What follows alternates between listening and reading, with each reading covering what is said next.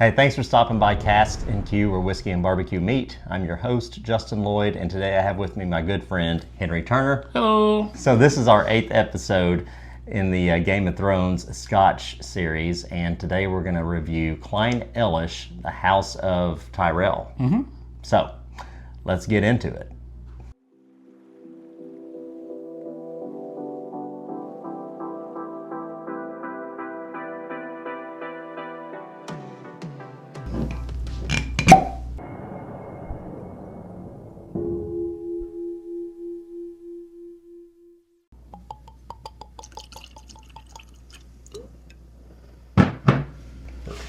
So after pouring this one in the glass, it's got like a golden color, real light, crisp looking, and it looks like it's pretty viscous. So yeah, you can see teardrops running down the back of the glass already on that one.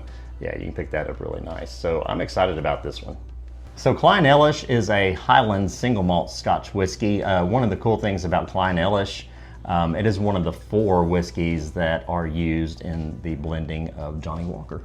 Nice, nice. House Tyrell is one of the extinct houses on the Game of Thrones. If you didn't notice this or know about it going on the show, is unfortunately all the characters in House Tyrell were killed off in the show.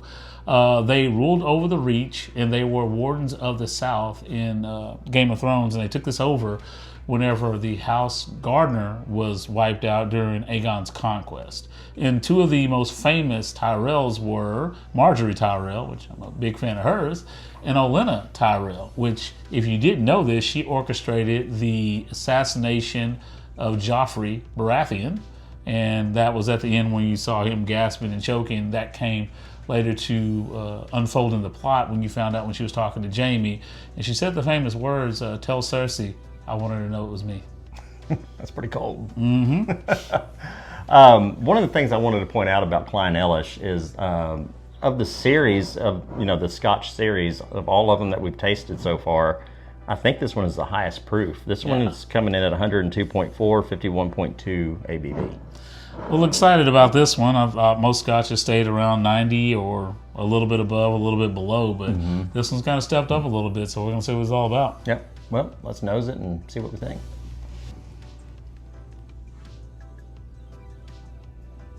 Butterscotch. Yeah. I think the part that I'm struggling with is I'm not smelling any of the salinity. I'm not either. Or I don't smoke. Get any of that. I don't get any smoke, no salt. I get butterscotch and some, like a pear maybe or something like that, some sort of fruit. This is more in line with an Irish whiskey or an American whiskey than I would say that it's in line with a Scotch. I would agree. Man, that's really nice. Yeah, even a light whiskey, I would go kind of that as a comparison on this one. But this reminds me of those butterscotch little hard candies. Yeah. Huh. Not a whole lot. Maybe a little bit of cinnamon that I got on there. Some kind of baking spice. There's a little spice to it. I think that I get a little oak. Yeah, it's in there. Huh. This is nice. I'm excited. This is my first time trying this one, so let's taste it. All right.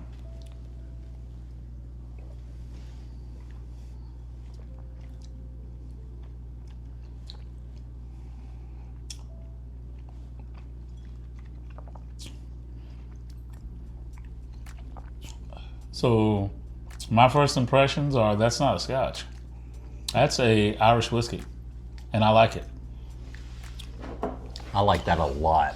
That's an Irish, like I don't get any salt off of that. I don't get any smoke off of that. That tastes like an Irish whiskey. This one, I haven't had Clynelish in probably 5, 6, 7 years. I remember liking it.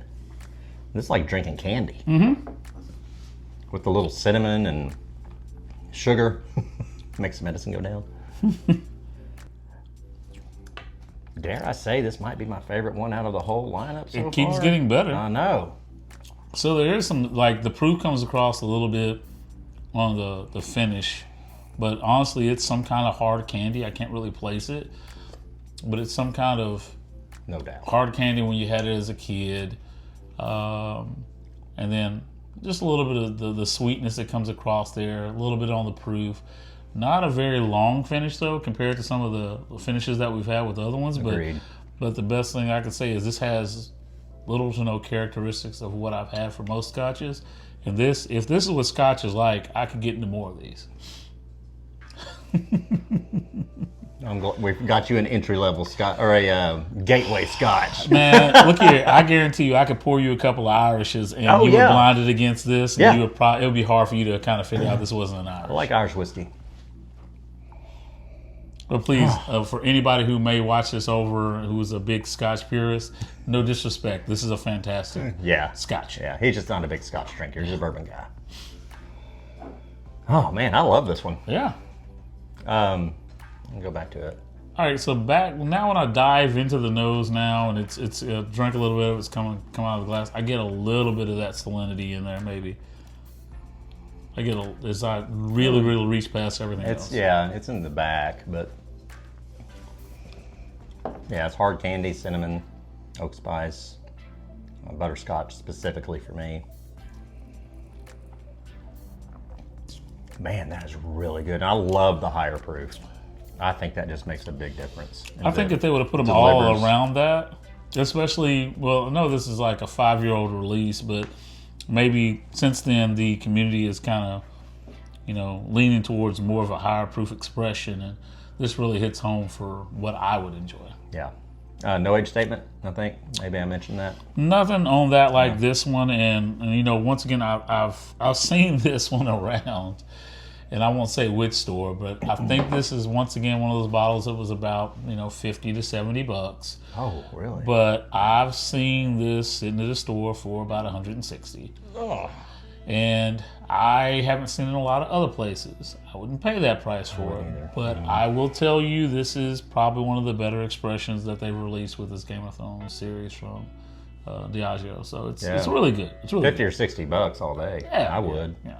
And unfortunately, this is my only bottle, and I want to keep a whole set closed. So I might end up paying that price just to make sure I have the lineup, a backup lineup of it. So backup for everything. Yep. Mm-hmm. So it's time to rate the whiskey. 0 is terrible, 10 is excellent, and we use availability, taste, and value as the criteria. Where are you at, Henry? So availability on this one has to be, honestly, really low. I've only seen it at one store, so I'm probably gonna put this at a 3. Taste, my goodness, 9.5. It's got to be the best one that we've tried so far. I think it is. And then, overall, cost and value, I still would put it, like, if you got it for MSRP, I'd probably put this at an 8. So, honestly, this one, I would say 7.5 if I really was going to do it, and only because it's so hard to find this bottle now. That's the reason why I put it there. So the availability, and plus having to pay, if it's like a secondary thing, $160 is what you said. Yeah. I wouldn't pay $160 for it. But at $60 or $70, I'd grab this all day long. I think the taste is fantastic. I'm gonna go just a little bit higher than you. I'm going an 8. Well, you know what? If this is the best one in the line, well, taste-wise. It is best taste-wise, but it doesn't have the finish that some of the other ones that we've had as well, too. Yeah. So okay, I'll stick with 8. All right, I like it. You taught me into it. The best way to support this channel is to like, subscribe, and smash that bell. When you smash the bell, it's going to notify you when we upload new content. Henry, thank you so much for bringing this over and letting me try it. Thank you, and you guys enjoy watching Game of Thrones. We'll see you next time.